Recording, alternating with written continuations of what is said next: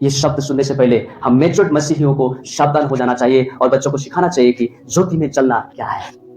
ठीक उस तरह जिस तरह एक शेर अपने शिकार के लिए घात में बैठा रहता है और शिकार को पता ही नहीं होता है कि कोई शिकार करने के लिए घात में बैठा हुआ है, और मौका मिलते ही उसका शिकार कर देता है।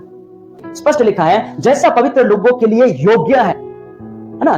पत्रस के पत्री में क्या क्या क्या कहा गया? तुम पवित्र प्रजा हो, राजकीय पुजारी गिरोह हो, राजकीय पुजारी गिरोह हो, तुम चुने गए हो, अलग किए गए हो। You are not of this world, एक संसार के नहीं हो। तो संसार के इन बातों पर हम इन्वॉल्व नहीं हो सकते। We are taken out from the world, संसार से हमें अलग कर लिया गया है, इसलिए हम संसार के बातों में लिप्त ना हो। मसीह ने अपने बेशकीमती लहू देकर, इसलिए हम अधर्मिकता के कार्य में कतई भी सहभागी नहीं हो सकते, और किसी भी प्रकार के अशुद्ध काम या लोभ का चर्चा तक ना हो, क्योंकि विश्वासी जानबूझकर गलत करते हैं, पर अन्य जाति अनजान में गलत करते हैं। अन्य जातियों का न्याय उनके विवेक के अनुसार होगा, लिखा हुआ है, लेकिन विश्वासियों का न्याय वचन के अनुसार होगा, बाइबल के अनुसार होगा।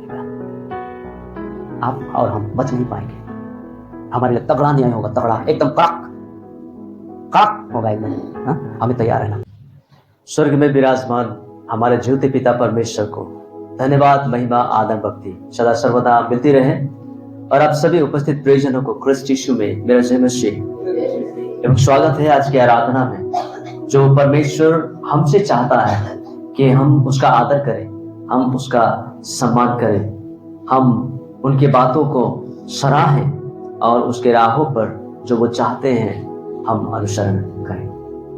आइए अभी हम टॉपिक की ओर आगे बढ़ते हैं। इसी कारण से आज यदि हम समस्या में पड़े हैं तो वो परमेश्वर का क्रोध है। कहीं ना कहीं हम परमेश्वर के खिलाफ काम किए और हम घमंड करते हैं कि हमने ऐसा कोई काम परमेश्वर के खिलाफ नहीं किया। हमारे व्यवहार से, हमारे बोली चाली से, हमारे पहरावा से, हमारे दिन प्रतिदिन के जीवन निर्वाह से कहीं ना कहीं क्रोध में आकर के न किसी प्रकार से परमेश्वर के खिलाफ पाप किया। आपको पता अय्यूब के विषय में? अय्यूब हर दिन शाम को पश्चाताप की प्रार्थना करता था, हर दिन शाम को, जबकि अय्यूब निर्दोष और धर्मी और उसका जैसा पवित्र व्यक्ति इस पृथ्वी पर उस समय कोई भी नहीं था, लेकिन फिर भी वो कहीं हम परमेश्वर के खिलाफ पाप तो नहीं किया है, हर रोज पश्चाताप की प्रार्थना।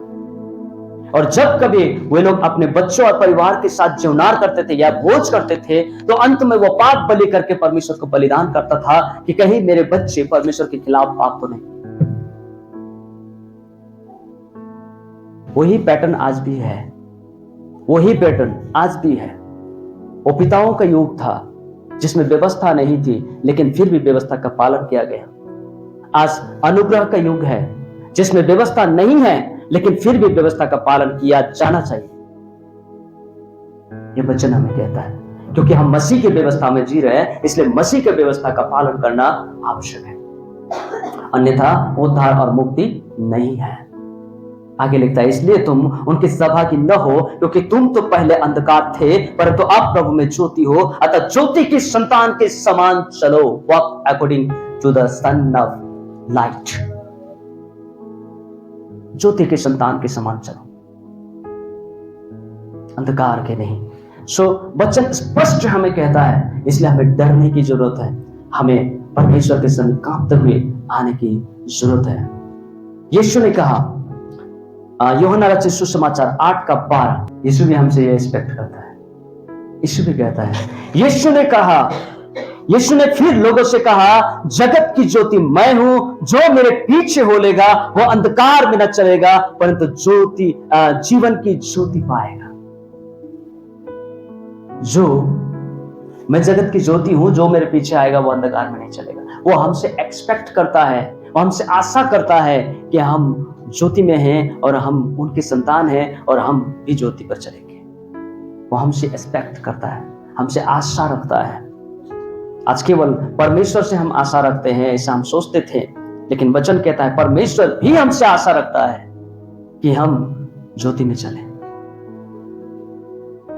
आज अपनी आशा को पूरा करने की आवश्यकता है या परमेश्वर की? किसकी आशा को पूरा करने की आवश्यकता है? अपना आशा को या परमेश्वर की आशा को? वचन कहता है यदि आज हम परमेश्वर की आशा को पूरा करेंगे तो कल हमें परमेश्वर घटी में नहीं रखेगा, वो हमें घटी में पड़ने नहीं देगा। वो हमें वस्त्रहीन नहीं रखेगा, वो हमें भूखा नहीं रखेगा, वो हमें बेघर नहीं रखेगा।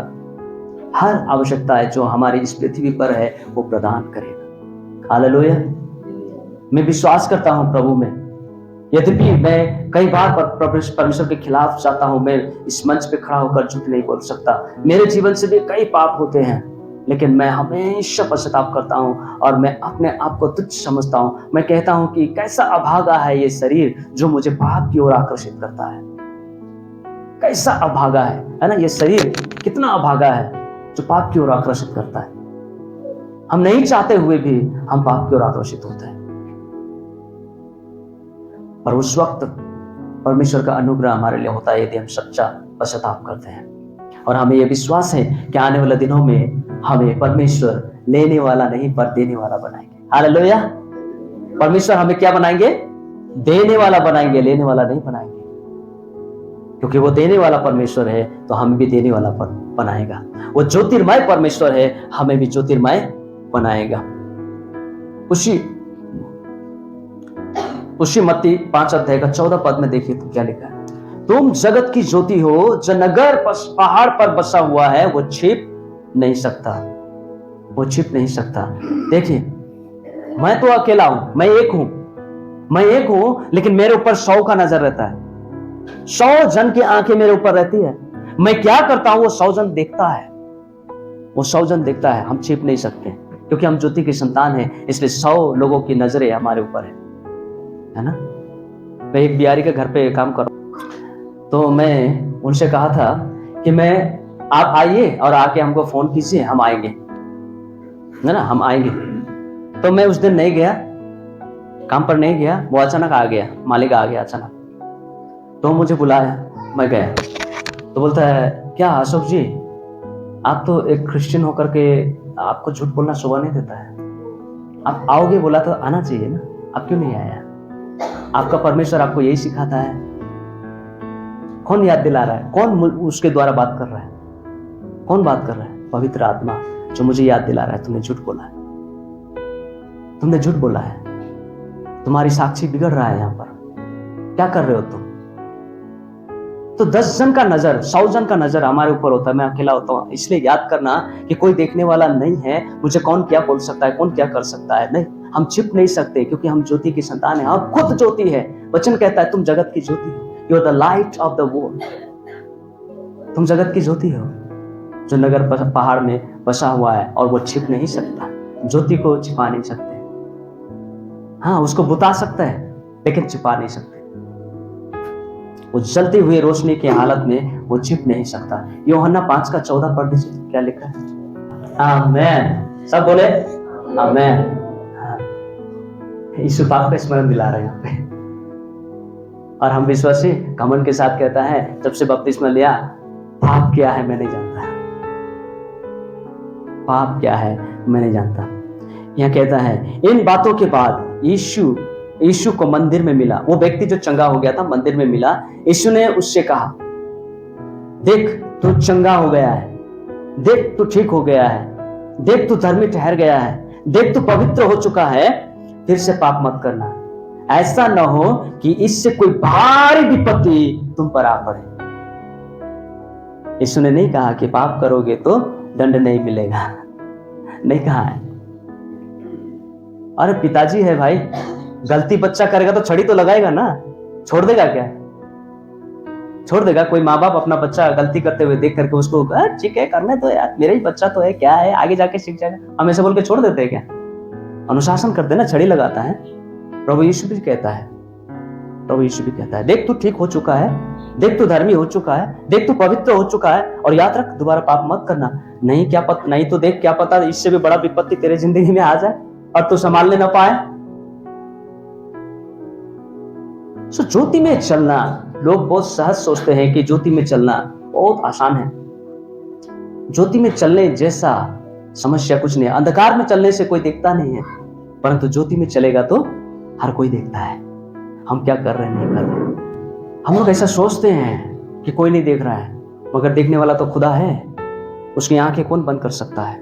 वो तो देख रहा है। पहला यूहन्ना 1:7, पर यदि जैसा वह ज्योति में है वैसा ही हम भी ज्योति में चले तो एक दूसरे से सहभागिता रखते हैं और उनके पुत्र यीशु का धन हमें सब पापों से शुद्ध करता है।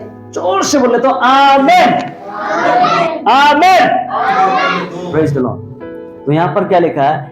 यदि जैसा वो ज्योति में है वैसे ही हम भी ज्योति में चले तो हम एक दूसरे के साथ सहभागिता रखते हैं। क्या रखते हैं?